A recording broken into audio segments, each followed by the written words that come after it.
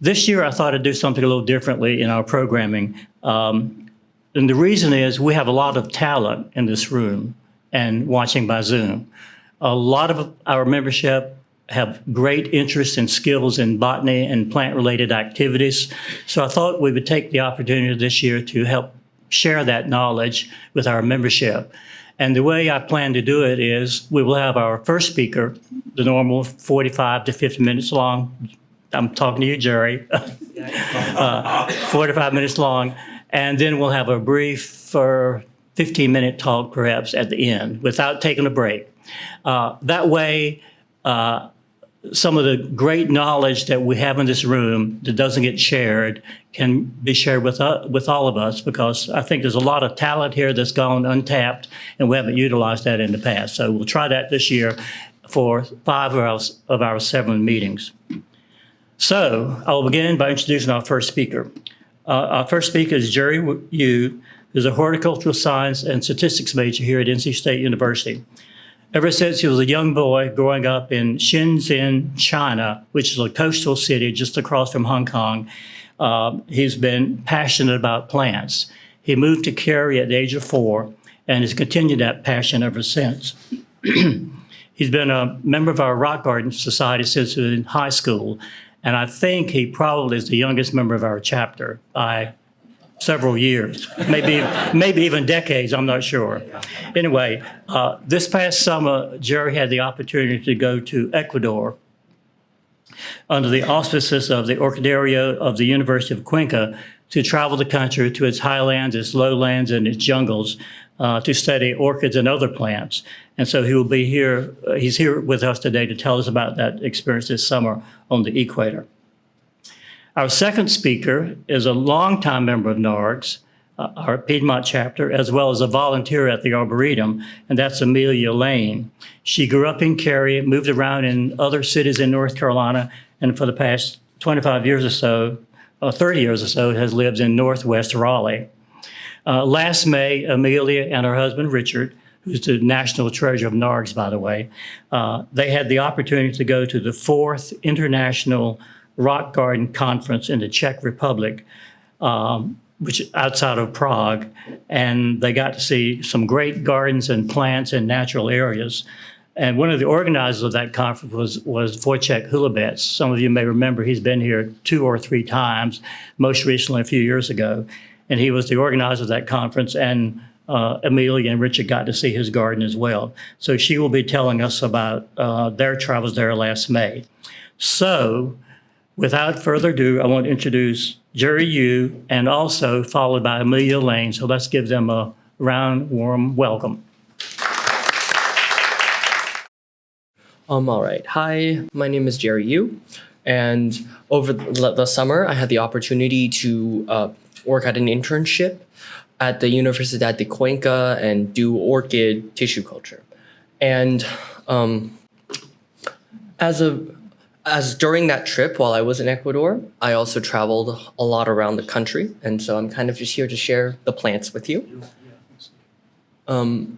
So I think I'll start off first with where I was working, which is the Orchidario de la Universidad de Cuenca, which is the one of the somewhat of a large public collection of orchids by the Universidad de Cuenca that kind of covers orchids from all around the country, as well as even some from Colombia. It started off from a professor's collection, so we actually just have a lot of different things.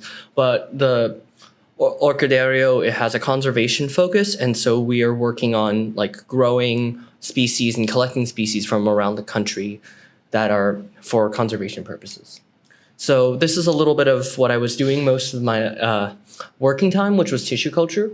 So tissue culture is, I'm sure you guys have a talk before it, but all orchids pretty much need tissue culture to be able to grow in cultivation. And we grew them in these little jars, a little bit different from here. It was, and then we'd grow these from seed, we'd multiply them, and we'd grow them out.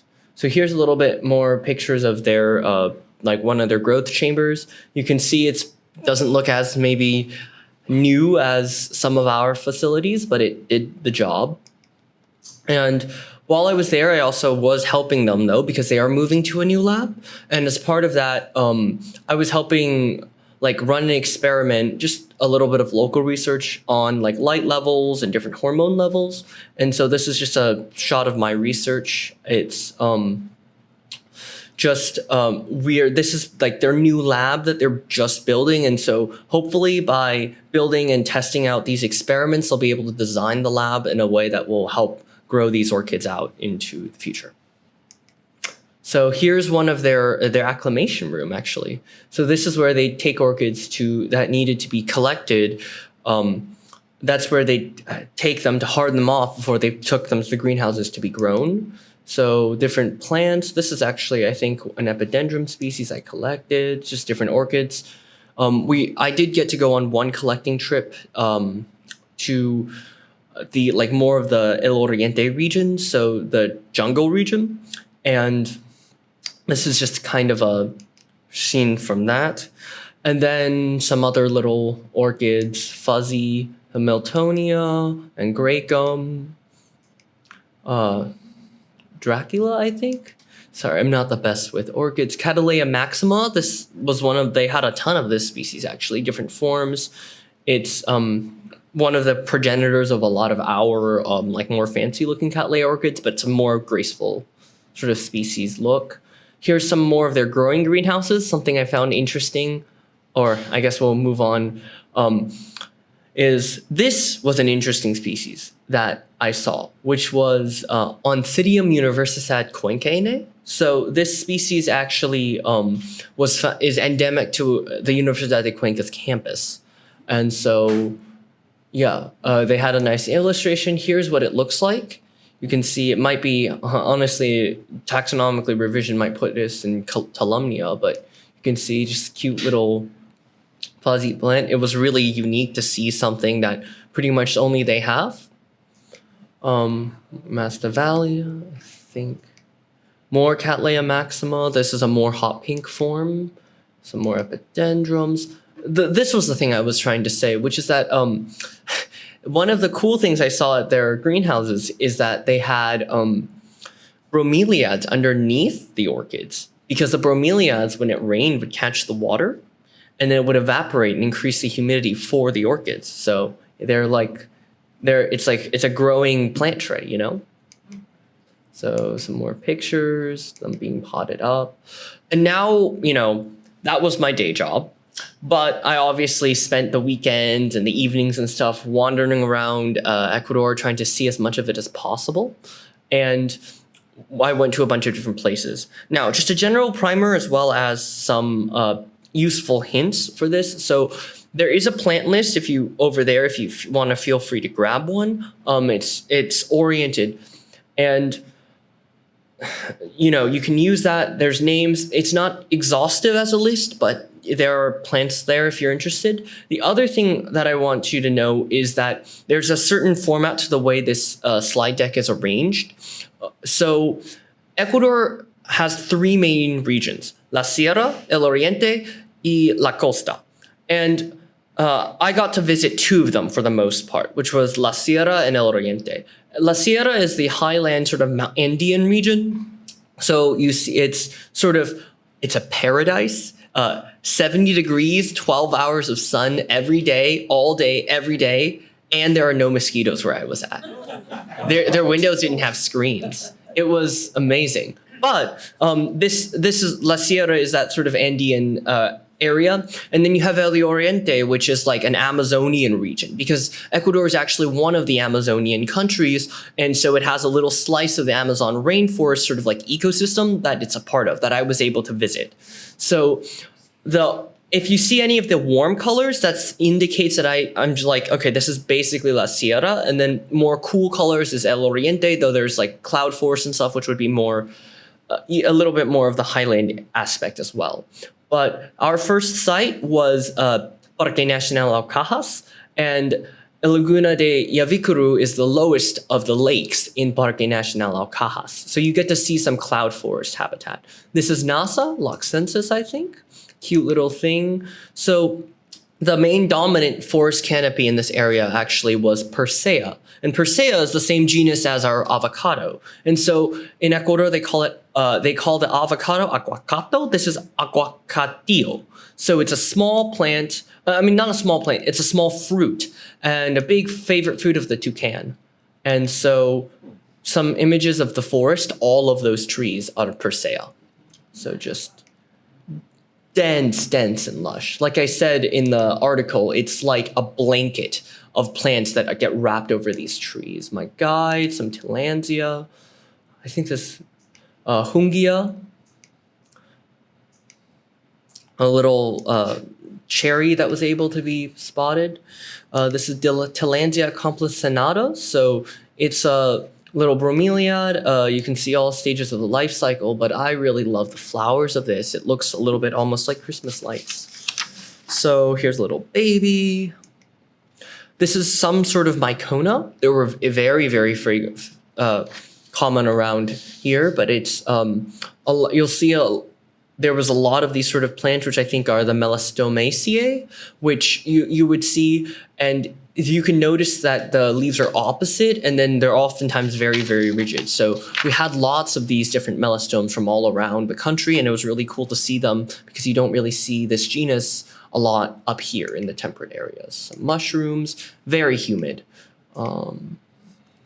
This is Vallea, which is a cool little vine, little spider. This is Incan bells. So that is, the common name is Incan bells. The specific escapes me right now, but you can see this was actually a pretty common species as well in the high alpine regions. I think it's also a melastome. Just more dense pictures. Just look at that. Just so amazing. Just so lush, and it's a lot greener in person too. More views of the lake, a fuchsia. This is not Aubrietta. This is, what is it? It's this one was a very common orchid species, but you can see here a little bit more of a mestic habitat. It was underneath like some shrubs of the tropical blueberries, but you would see this up much higher in latitudes as well, Oncidium relative. Cute little tillandsia. Now we're walking into a little bit more of an open area.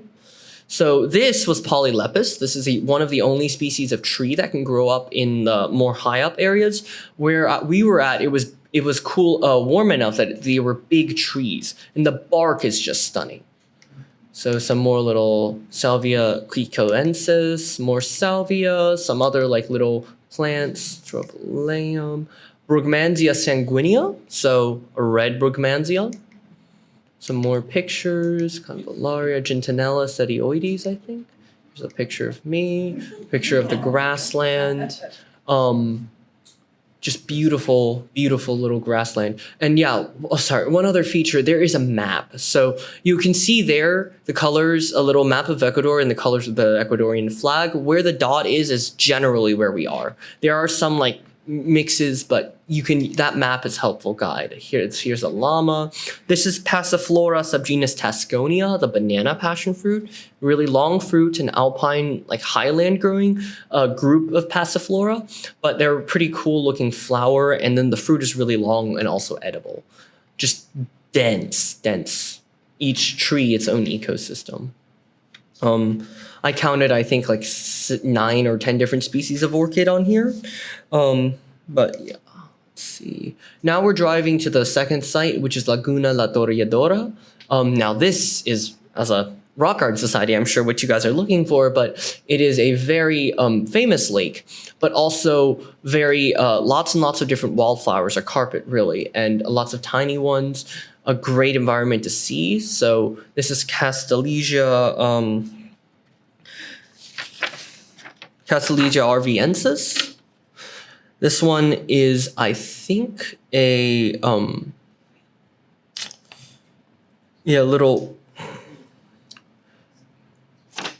It's on the list. I know it's on the list. I just don't remember it off the top of my head. Here's a little fern. Here's a little bit more of the lake, just a wonderful image. Just look at the rolling mountains and the rocks and everything. A truly beautiful characteristic landscape. This is Azorella or Plantago rigida, a mounding plant. You can see just that the leaves are actually hard. And so it's like just a cool, beautiful carpet that covered everything. Here's what looks like a Fabaceae, but it's actually, the genus is Moninia, and it's a really interesting plant. You can see it's not got a pod. It's a very interesting looking, very colored little shrub. Puya clava hercules. This was very common in the more paramo regions and in the more grassland regions. You can see just beautiful plants growing in boggy conditions, actually. These were like growing in almost like standing water in some places. Chuquiragua druesii. This is a very famous species as well. And then this is Diasterigma and Petrifolium. Cute little, lots and lots of blueberry relatives, and this was one of them. This is Gentania hercules, so a very orange, only endemic to Parque Nacional Acohajas, and you can see tiny, lots of tiny things. Another little Gentinelia maybe. This is Gentania setifolia. This is Gentinelia again. This one is Gentinelia, I think, cerastoides. More tiny, tiny plants. Beautiful blues. This is Halania. This is a really interesting species related to the gentians, but you can see it's a green, almost corydalus looking flower structure. This is Lupinus taurus. This is Rockhausania or some other relative, Chicory, Bidens, Andeana.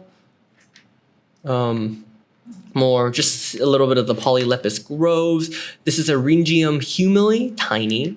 And now a couple different species of Valeriana. This is Microphylla, tiny leaves. And then this is a larger one, which I think is Pilosa. And then more of Pilosa. You can see it growing among these like thickets of Polylepis. And then this is Valeriana rigida. So another species. Now look at that, just a carpet. Each and all the tiny little daisies and Asteraceae and Gentinelliae that are just blooming right now like crazy. This is a really cool species. I don't know the name, I wasn't able to find, but it's the center of it is actually gelatinous. So that fluid is sticky. Some more images of the lake, the clear water, more images going up. This is Andiokia. And it looks a little bit like a Selaginella, but it is actually an aster relative. This is also an aster relative. More of that, just some nice texture. Thymus, actually, we could eat. And now we're gonna move on to a slightly different site. We are now kind of traveling down the mountain. The best way to describe this PowerPoint is that it's sort of geographically oriented. So we're going down the mountain and then up the mountain. And so we're going down the mountain now. We're gonna travel to Parque Nacional Podocarpus as one of my trips. And these are just different sites on the road. Hupersia, here's the Halania again. More of the Syringium.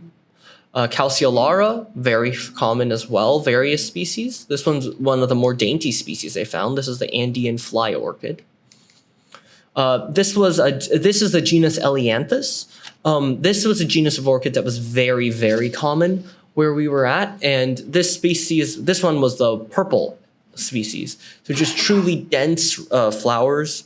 And yeah, so beyond that, we have this species, which is the Oreocalis.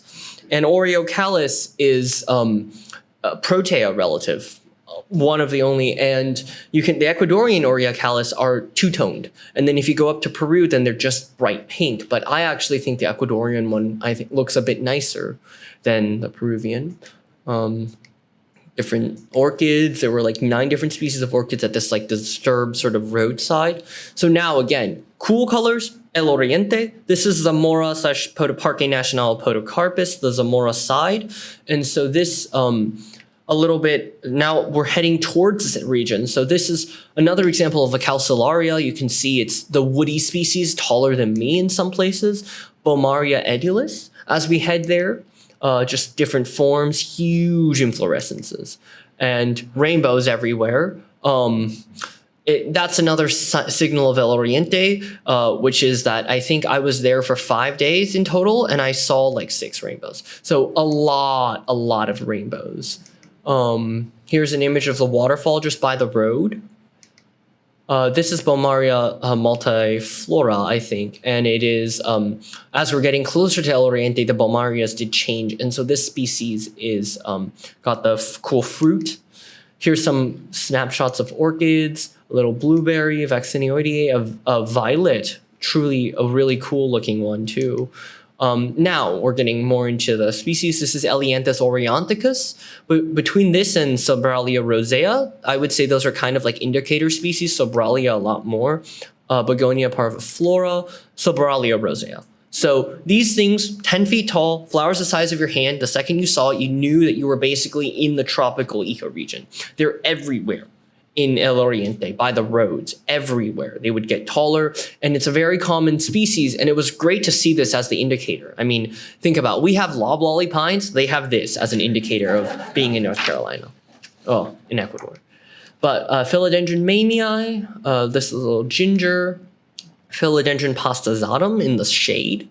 These were everywhere. This was this region's ditchweed. They were, I would see areas that had been completely cut back, like nothing left. And you would just see this plant coming out. So really cool. New growth. Here's a sun form. Here's a little calathea. This is Inga. Inga is it's called ice cream bean. Some of the sweetest beans you can have. And it's a really cool looking fruit tree as well. And then it's interesting, the shade form has these little leaves. Here's a costus. Here's the river, a little termite mound, some more aroids, piscia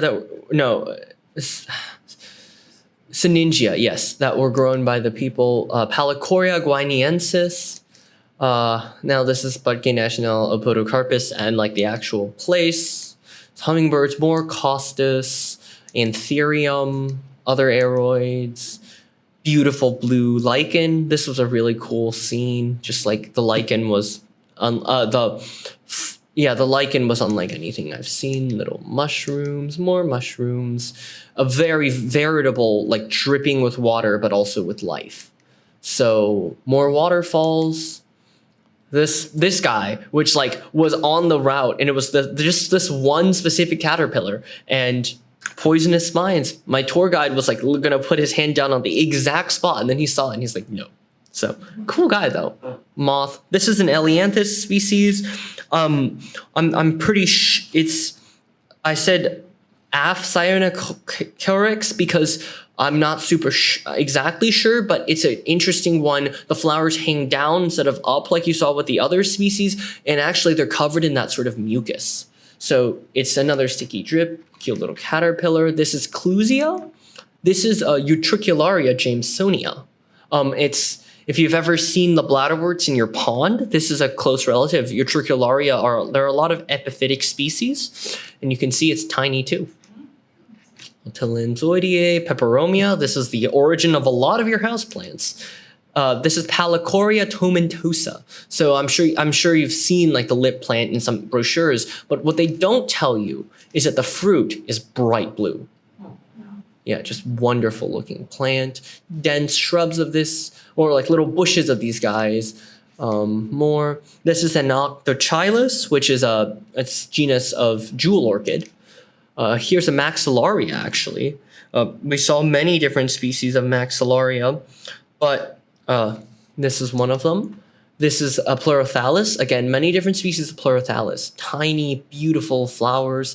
Pleurothallus of all sorts. And the name Pleurothallus is like long leaf, and the flowers actually come out of the leaves. And so we saw various Selaginella. This is a Guzmania species. Bright blue flowers. Another one of these. Look at that orchid. It's covering an entire tree, but it's tiny.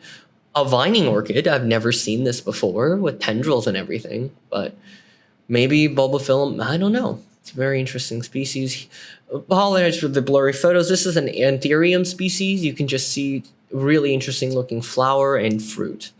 Now we're heading towards more of just some shots of the hike I was taking on. And this is a bit of a funny picture. It's a little overexposed, but just to show a little bit of the natural environment, this is 5 landslides on one hill. You can see 1, 2, 3, 4, 5, and they're just slowly aging. So like one a week, a few weeks, more and more until it comes back to the green. Like bless the Ecuadorian infrastructure people. They manage to keep the roads like pretty good for just what they're dealing with. Just a picture of me, doesn't really matter. Anyways, so here you can see some trunks of trees that actually have died, and the epiphytes are like kind of banded together to like just completely keep these limbs up in the air. So I saw a lot of these phantom trees. Here is on the list, I think Galtheria, this one is really cool little berries. This is another calceolaria, I think, Stellis. The one podocarpus I might have seen in Parque Nacional al Podocarpus. So that the name is actually Parque Nacional al Podocarpus because Podocarpus is the only native conifer to Ecuador. Here are some more scenes, just dense, beautiful paths, everything covered. Now we're heading out. There were a lot of melastomes. There were entire hillsides covered with this pink one, but I only seem to have gotten one image of the pink trees. So just take my word for it that the cloud forests in Ecuador can be covered in pink flowers. This is Giron. So now we're further up into La Sierra, little flowers. Here's what Puya Cava Hercules looks like when it blooms. It is taller than you. Look at how rich and deep that soil is, that of the grasslands that have been maintained, just wonderfully dark. This is Pediolaris incurva, and you have just that. This is bomarea, I think glaucescens. This is Jamesonia, really cute little fern. Oña. So Oña is actually a desert region. So this is a little bit more like the climate of La Costa. They actually produce mezcal here. And to me, it looks a little bit like Nevada. And they produce mezcal, they produce bricks, a lot of bricks. Cuenca is known for its red brick, and a lot of the bricks come from here about an hour away. So you can just see like completely different landscape. And this is only maybe a 40-minute drive from what you just saw. Just intense variation in the habitat. So you can see agaves, little things, just various cute little wildflowers, lots of bromeliads in this site. So tons of bromeliads. There'd be some valleys that were absolutely covered with them where I assume like humid air comes and blows down. So various Puya species. Oh, that one's the funny part. Those lines, Gruya, those are the towing company. And so you would see this painted literally everywhere on the rocks. Gruya, Gruya, Gruya, because those are the people who would come tow your car if it breaks down. Plants. Here's the acacia, like truly acacia, like a little bit of Africa crossed with our southwest almost. But more bromeliads. Cranachidae, so this is beautiful, like little lip orchid. Apologies for the whole naming situation. I have the list, but I was up pretty late last night. So this is Yavakuambi. This is, now we're getting, again, this is sort of a cloud forest sort of habitat.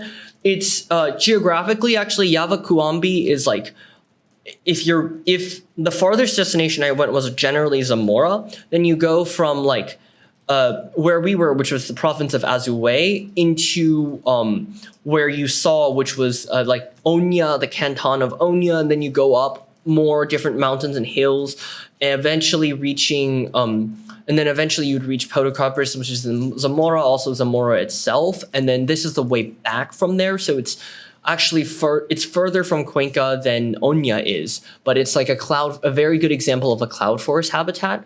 Yavakuambi, this is a funny thing. The Ecuadorians love road signs. And so every single, like even 10 house village would have this giant like road sign with just like the name of the town and then like pictures of people and the environment and stuff that was around. So it was cool to see this in their town square.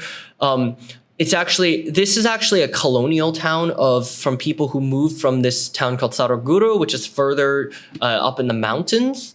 And so this is, you can see that it's like a mixture of 3 different peoples, but we saw a lot of that because El Oriente is actually sort of like their Wild West, in that there's a lot of people who move there to sort of try to have a better life. And it is causing a decent, like, that is one of the issues the country is facing, is how to like balance need for development with also just like increasing the standard of living for people. This is bomarea. This is bomarea pardiana, just beautiful pink globulus size of your hand. They're not the chilus, maybe some more aroids, peperomia. Tree ferns, actually, cyanthea, super common everywhere in El Oriente, and it's just cool to see. They were of the spiky variety, though, so don't grab onto these unless all of the leaves have been shed off of the trunk. Philodendron verrucosum in the wild. Beautiful, hypnotic-looking leaves. It was really cool to see this in the wild. Here's some more of those Andean blueberries. The new growth would stay like bright pink for months, and then the flowers were this color as well. It was stunning. And if you haven't noticed, the colors are also brighter in Ecuador, in my opinion. Here's a maxillaria, I think meridiensis. This is maxillaria, I think mapiriensis or gitensis. No, this one's vingucula. And then this is Anthurium flaviolineatum. Beautiful looking, lines on the flower and everything. Trichophila fragrans. Some more of just the denseness of these trees. And more rainbows. Just a little bit of a composite, right? But various different types. I saw many double rainbows too, which was just really cool to see. And now we're going to see a little bit of a line. So this is sort of the line between the more cloud forest on one side and the more like paramo habitat on the other side, because the paramo is sort of the upland. The paramo is sort of the upland habitat. And you can just see it's like a line. Just incredibly cool to see and very diverse sort of thing. So now we're going a little bit to Saraguro. So this was like sort of the top area that I saw. And so this is, again, between what we just saw, which is Yavakuambi and Onya. And this area is just another paramo area. So now we're driving. Some more, you can see a lot of the irrigation works. That Andean people are just really well known for their irrigation works because they're the water. They're really important to direct the water. And this was something actually that was interesting I saw all around, which was that their roads and cutbacks, which might be due to the soil, in a lot of places like in Quito, they would just be vertical. So like it wouldn't be like a slope. And then in other areas, of course, in the coastal areas, they would have to have pretty extensive cutbacks behind the road in order to make sure that when there were landslides, it wouldn't like completely destroy the road. So this is Baharia, which is a genus of, which is a beautiful looking pink sort of flower. No, this is Gaultheria. So this is cute little berries. Again, there were Vaccinium family everywhere. So you would see them obviously up in the mountains where you would kind of see them as the big shrubs and everything, but they would also be there were a lot of epiphytes that were the Vaccinoideae that were like little vines looking things. Yep, some more. This is Puya exigua. So this is a sort of more endangered species. One of the multiple species of Puya that I saw, but you can see how it's a little bit different, smaller, denser, fuzzier than Claviherculus. Another rainbow telling us that we're leaving the El Oriente region. And I should say, just as a little bit of a side note, that I was talking a little bit about indicator species previously, right? Where like I kind of felt like I noticed different species. In El Oriente, it was Sobralia and the beautiful plants. And in I feel La Sierra, the habitat was a little bit more variable, so you wouldn't necessarily have one plant all of the regions. But down in the more southern areas, you would see a lot of the Oreocallis. That was a really good indicator that you were up in a more like wet to slash a little bit dry, because it can do more dry sort of conditions. And then up into the Paramo, it was the Puya. So if you saw that, you kind of could orient yourself to where you were like ecologically just by the type of indicator species almost that you would see. The roads were good for how much, like for what they were, but they were not exactly. It was not a fun driving experience. I was really happy I never had to drive. It was funny. I left my driver's license here because I'm like, oh, I'm not going to be able to drive. And then like my host family was like, oh yeah, if you just drive around. I'm like, I left my license. And thank goodness, because holy moly, the roads, the country roads at least, were terrifying. Half of them wouldn't have yeah, Ecuador is a mountainous country. Literally every road is a mountain road, and a lot of them did not have like bends. So you would just be like on your own. It would be like, and it would be like 9, and it would be dark. And you know, my driver for this would just pass people on the road, and it was like a 2-lane road, one way and the other way, and it was was something. But you can see if I the cloud forest where it gets its name. We're traveling higher up. So before in Yavakuambi, you saw the trees were pretty tall. Now they're getting shorter and shorter and shorter as we're getting into the sort of transition habitat. This is Lomario cycas. It looks like a cycad. It's actually a fern. And this was sort of like the boundary in Saraguro. So there's different plants, obviously, per where the boundary is. Back in Cuenca and Azuay, where we were seeing there was a lot more, it was the polylepis that was this. Here it was Diphlotestium and Lomario cyclas. So this is the Diphlotestinum. It like goes up to about, both of these plants may be up to your waist, up to your knees somewhat, but kind of woody-ish, shrubby. And then as you go up and higher in like, you start to see habitat that is grassland and rocky. So here's Utricularia, another Utricularia, and it's unifolia, so just beautiful. These were really interesting because the flowers would be like larger than they would be about the size of your thumb, but you wouldn't be able to see any of the leaves because Utricularia are tiny, tiny, tiny leaves. They're also carnivorous.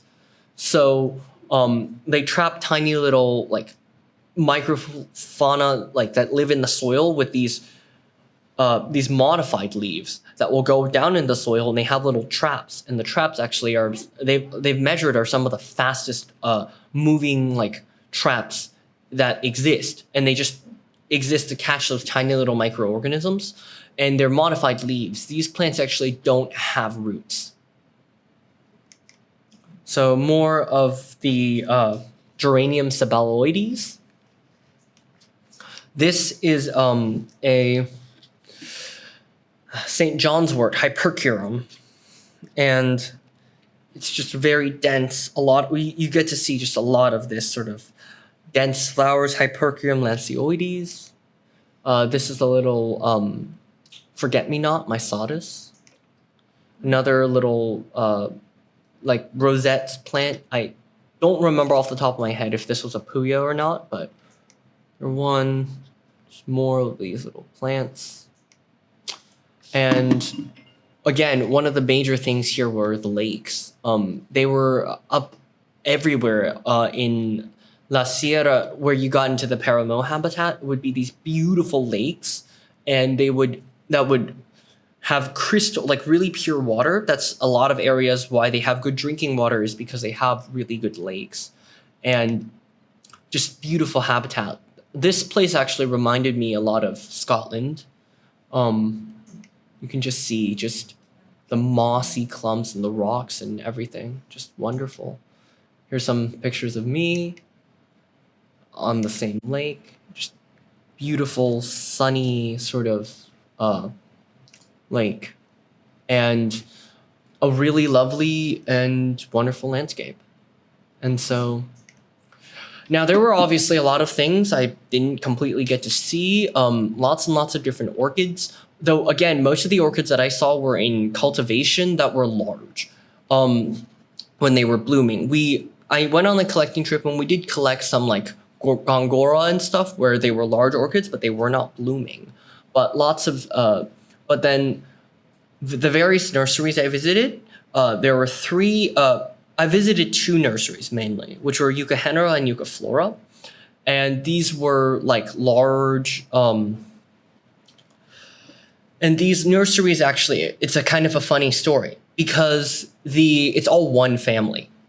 And so it's like a family of multiple brothers. And as time has gone by, the brothers have kind of split and started their own nurseries and they have their own families and everything. And so, but Euchenera is the largest. A lot of plants come from them and they have just all sorts of different orchids. And then the other one is Eucaflora, which is a bit of a smaller nursery. They do orchids, they do aroids a lot as well because aroids are popular and they grow really fast in Ecuador.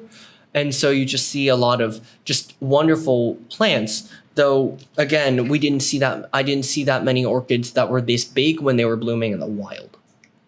And then special thank you to a lot of the people who were with me at the time. So up there, which is Dr. Maria Elena Cesar, which she was my PI for the duration of the trip, some exchange students, and then my host mother and some of the other people in my lab, which were Diego and Servando. And yeah, I got through much faster than I thought.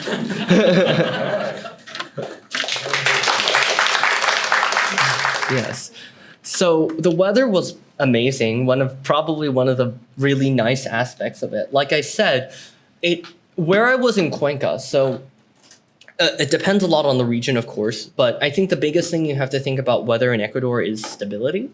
Because it's in the tropics, the weather very rarely changes. So if it's one temperature, it's like the same temperature all year, basically. And so where I was in Cuenca, it was very pleasant. It wouldn't go below like 50s and it wouldn't go above 80s. And so it was almost always 70s all the time. And again, no mosquitoes. And so it was a really wonderful sort of place. And it was interesting because, again, you just, the Highlands, because the weather is so stable, you just see a lot more diversity than you would see in maybe some other places, because each little band of weather would have its own unique plants because of the geography and the climate. I think it was around, so the question is what the elevation of the different locations I went was. And I will say I'm not super familiar. I think it was, so if I remember correctly, Cuenca's around 8,000 feet up in the altitude. So it's like just at the height where they consider you to start like taking those altitude medicines. But at least for me, I mean, I am young, but it didn't really affect me much at all. When I moved there, I didn't feel any difficulties. Like walking around, exercising, or anything like that. I was there for about a month. Yeah, so he asked a question about the different types of soils. There were a lot of different soils. Ecuador does have volcanoes, like lagoons and more sulfurous lakes up in the north. So I'm sure some of the soils were organic, and a lot of the were more volcanic. In a lot of the areas that I was at least, they were more, or in El Oriente, they were more of the oxisol, sort of like red clay, highly oxidized, older soils that you would see. But like then up in a lot of the areas in La Sierra, because the plant cover was so intense, almost all of that soil was like some sort of mollisol, where it was pretty hard to tell what the inorganic component was because the soil was so dark. And then of course, right up at the very top, those are all basically rocky soils, just entisols that were just starting out.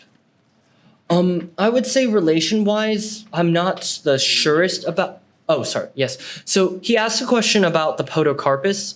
and how big they got.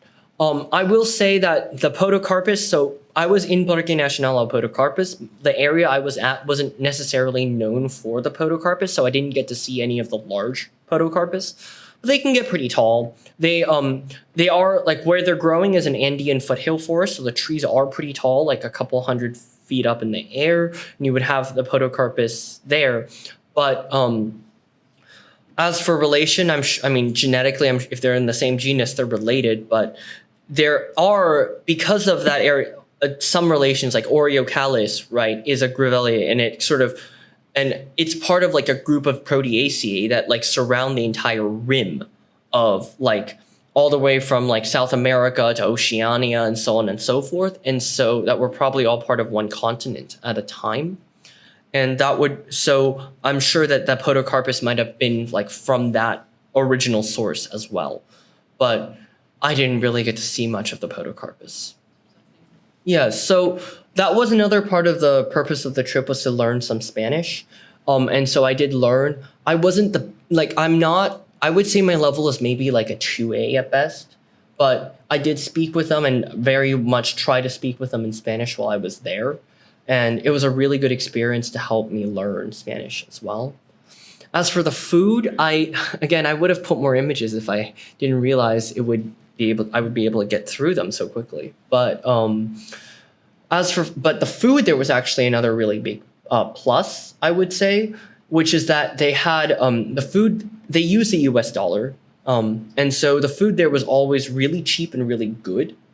And so the first, I just got to mention the fruit. So the fruit there was excellent. There were fruits of all sorts. My favorite fruit was the grenadilla, which is a passion flower species. And it's a yellow sort of passion flower about the size of your hand. And you just scoop it and you eat it. And it was wonderful, sweet sort of passion flower taste. As for the the cuisine, there were various sorts. I think I really liked, there were all sorts. I really liked some of their pork dishes, where they would like pound the pork kind of flat, have a little bit of a steak, and you would eat it. That was nice. They were really generous too. You could get the fun part of Ecuador is also that like all the food kind of comes or is expected to come with a meal, with like a soup or something. So you'd usually get served like a dish of like a big heaping plate of rice with some beef and beans and like meat on it, and then a side of soup. And you could get that for like $4. So it was a nice experience all around. Yeah.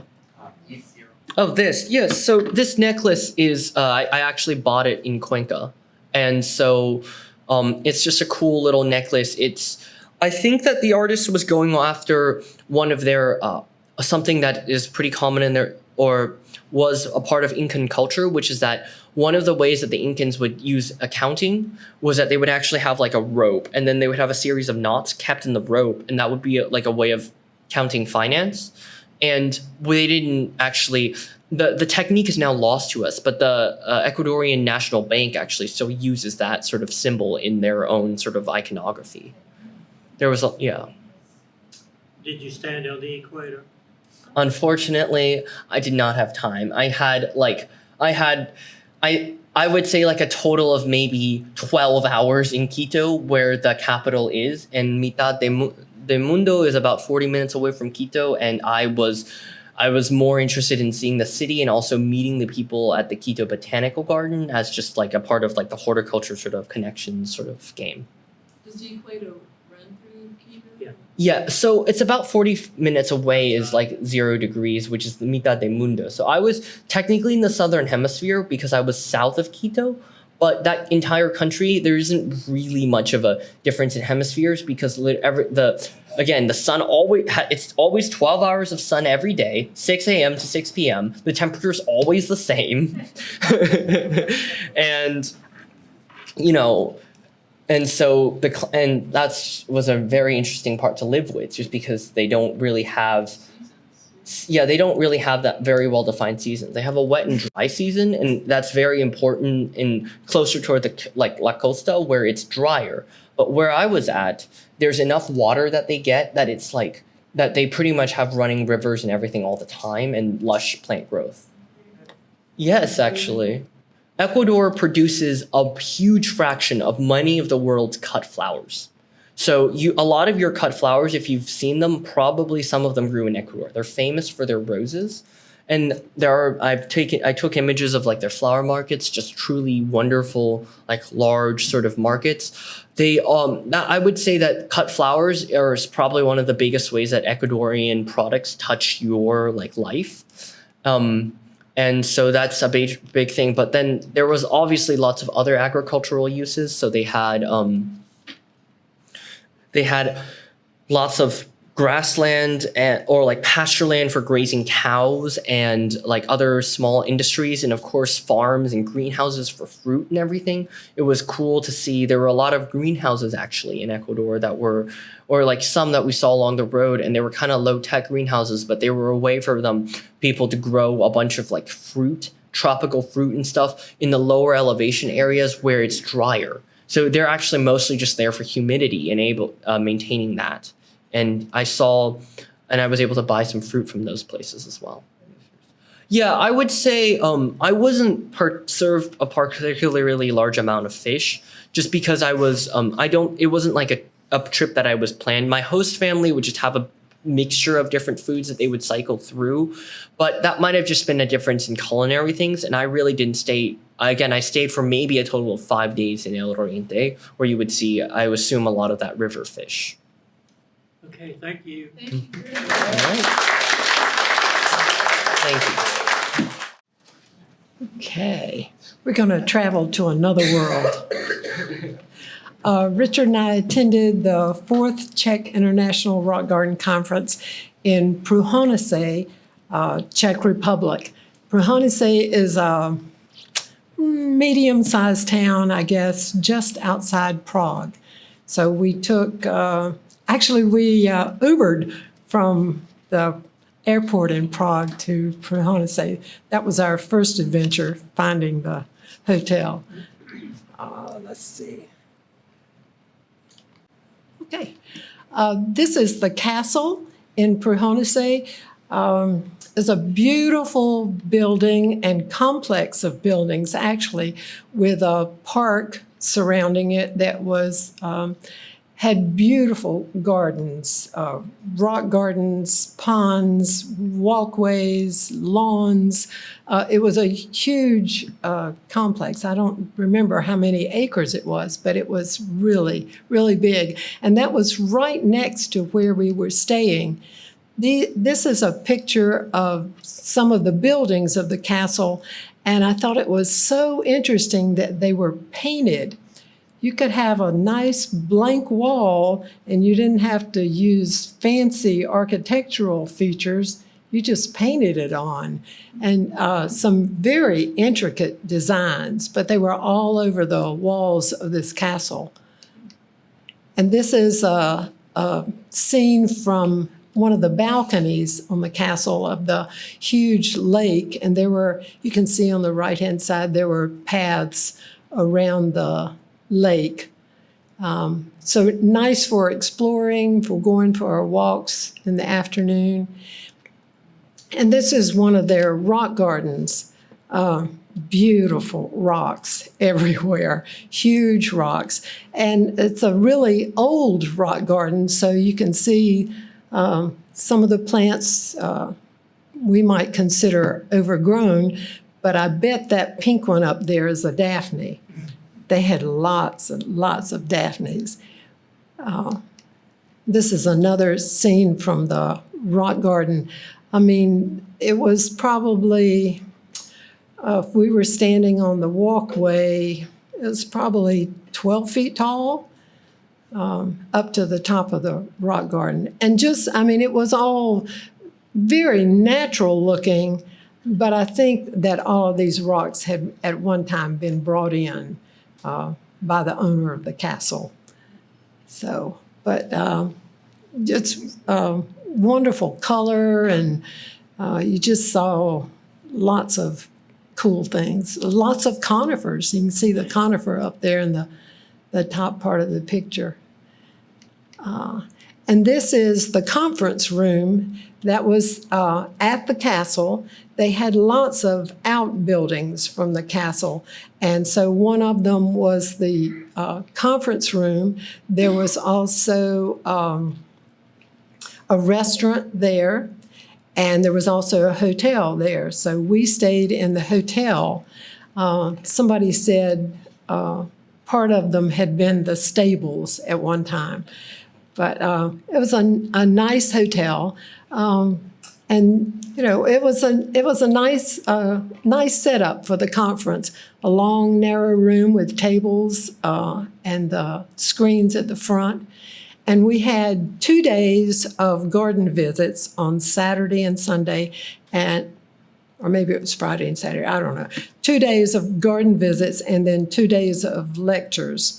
And the lectures were all interesting. There was actually one man from Afghanistan who spoke, and they all spoke English, but I had a difficult time understanding a lot of people. But very interesting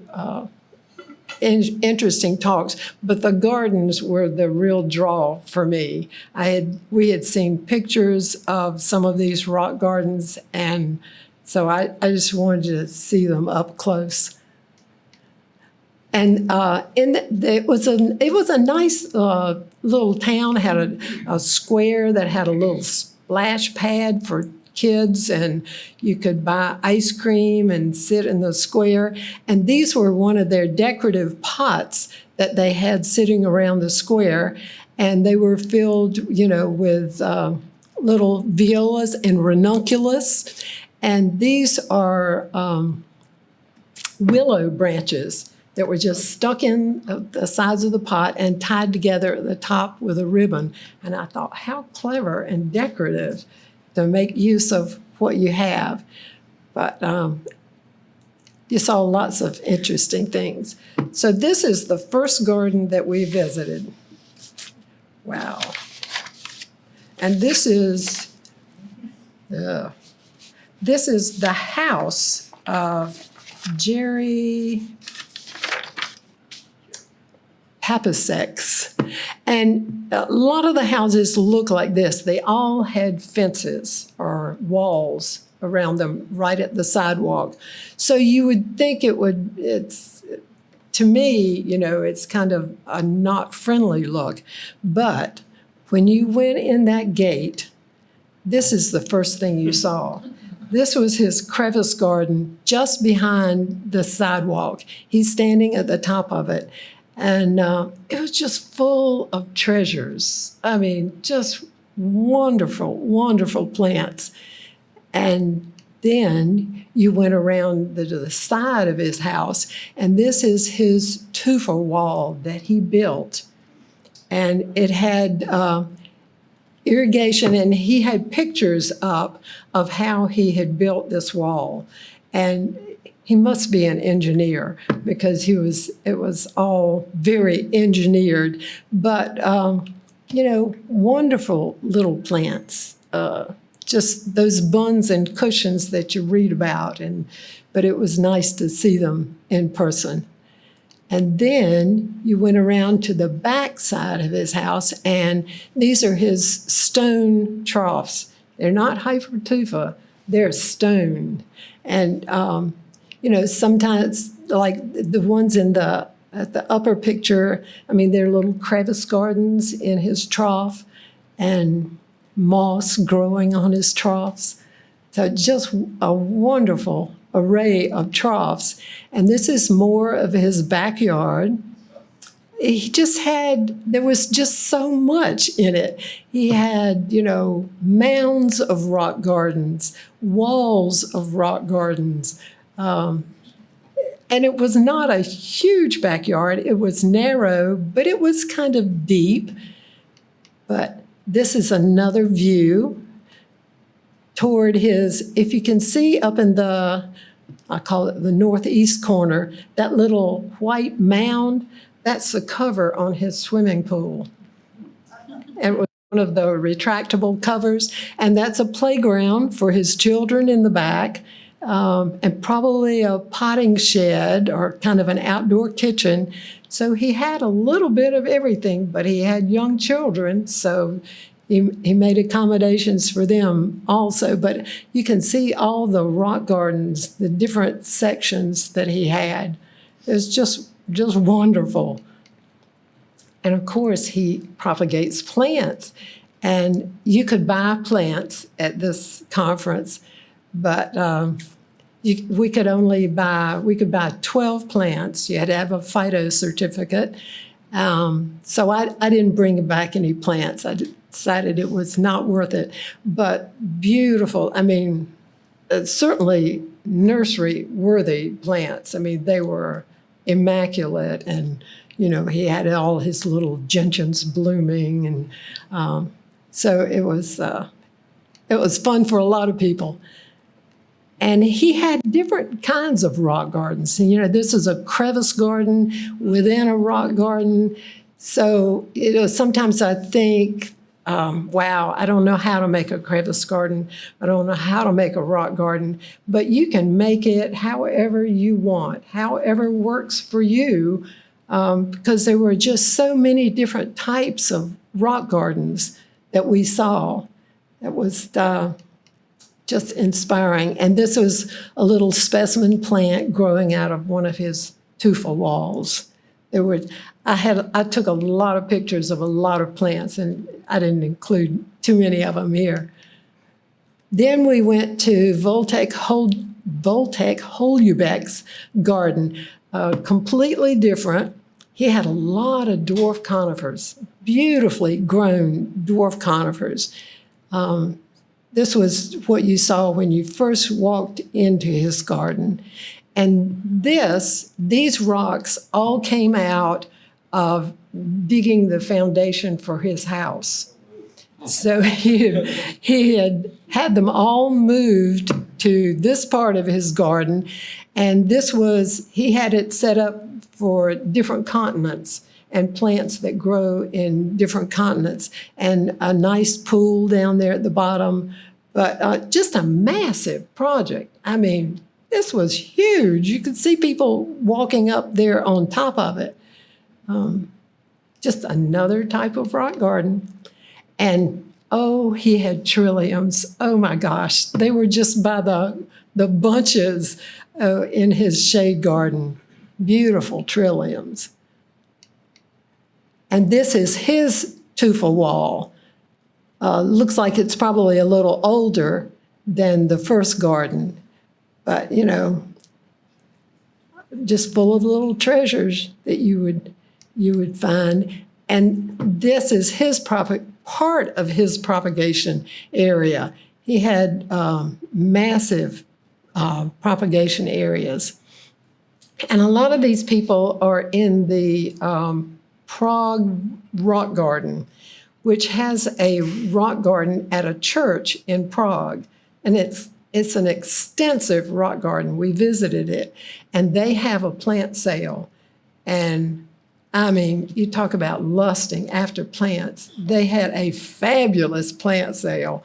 We just lusted, though.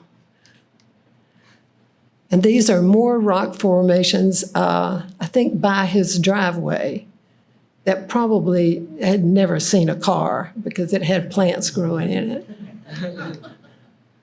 And this is a third garden that we went to, and this was kind of, I don't know if this was actually part of his garden, but this was the rock wall that you saw on the approach up the street to his garden.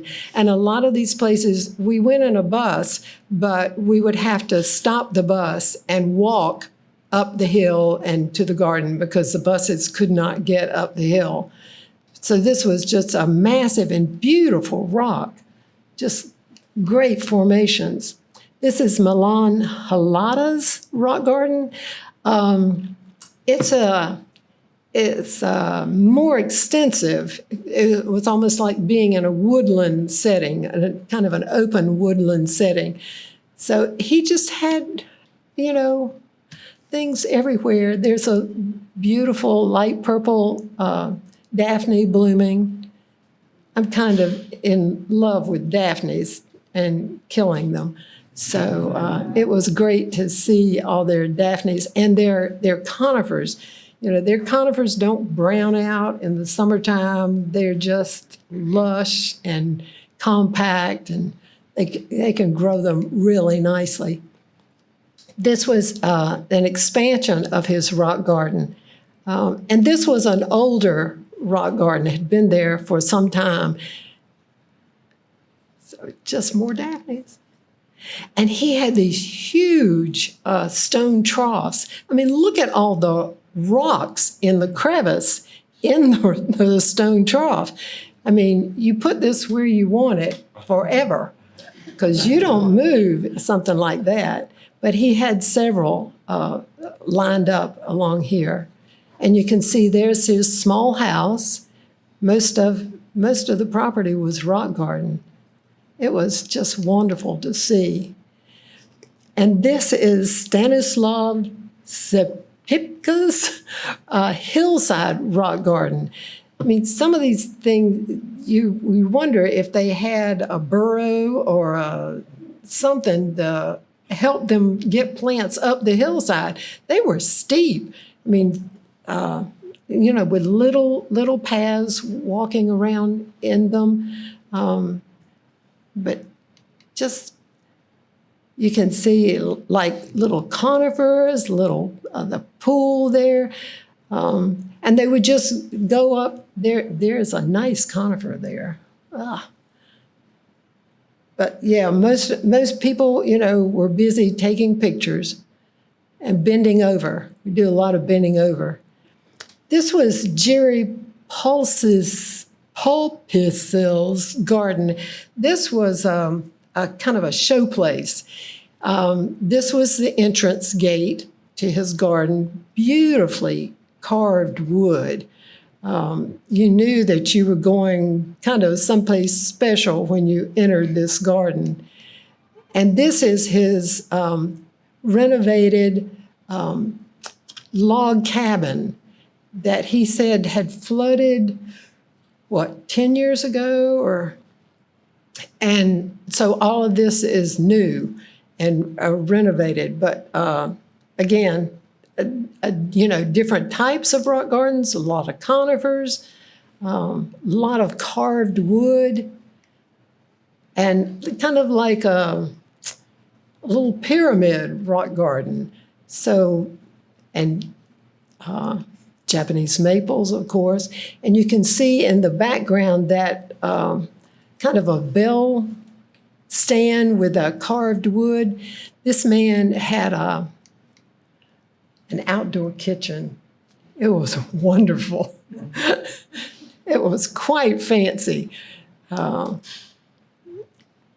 everybody availed themselves of refreshments. And he had, I don't think I took a picture of it, but he had a natural swimming pool that you might have seen advertised in British garden magazines with plants around the edges, and just, it didn't look too inviting at the time, but maybe he hadn't cleaned it out. But he had crevices and all these wonderful carvings. And this is an arboretum that we went to that if you like dwarf conifers, you would have been in hog's heaven. They were everywhere. They were perfect. They were, and this is one man's arboretum. It was quite large. There's a picture of a grass path walking through it. And I did see one of Denny Warner's cercis there. So that was fun to see. But just well taken care of. I don't know how this man did it, but he had, and lots of witches' brooms, conifers. So he was the conifer man. So you can see how expansive it was. And it was up on a hillside. But just a delight to see. Oh, and we went to Zizi's garden. I won't try to pronounce his name, but you can see the steps that you have to go up, the stairway, to get to the back of his house where his rock garden is. He did have some plantings at the front by the street, and he was complaining because the city had widened the street or done some work, and he had to move some of his conifers and shift them around, but they looked like they had survived quite well. But anyway, we went up the steps, and here's the back hillside of his garden, steep and full of just everything. More rocks, and everything was like popped in. You wonder how big were some of those plants, and I assume they were pretty small. These people seem to deal with small plants a lot. And you kept on climbing, and there were huge, huge rocks until you got to the top, and that was the rock cliff face that was at the back of his garden. And I think, yes, and you can rest. He had a seat at the top that you could sit down and rest. But wonderful, wonderful plants. Most of the plants, I didn't really know what they were, but I could still lust after them. So there were 18 countries represented at the conference, and there's a list of the countries that people came from. There was quite a large contingent from the U.S., so that was nice. Some people that we had met at other annual conferences, and it was a well-run conference. They fed us well, they kept us well, and we did go to Prague for 2 days afterwards, and Prague was a wonderful city. We really enjoyed that. And transportation was free if you were of a certain age. So that was nice. Jerry couldn't have done Yeah, sorry, Jerry. It wasn't that much, but I think that's it. That's it. So you should go to Prague. Any questions? Yeah, anybody got any questions? Prague really was a wonderful city, very historic. And the sidewalks, I should have put in some pictures of the sidewalks. They were mosaics on the sidewalks. I mean, you could just walk along and never have to look up because they were in different designs. It was fairly cool. Give you a lot of ideas for what you can do on a small scale at home. It was May. Mm-hmm. Yeah. Yep. So if you want to go, they don't have it every year, do they? No. Every 4 years. Yeah. But we have an annual meeting every year, so you can go to that. And the next one is in Oakland. Oakland, California. Sign up. Thanks.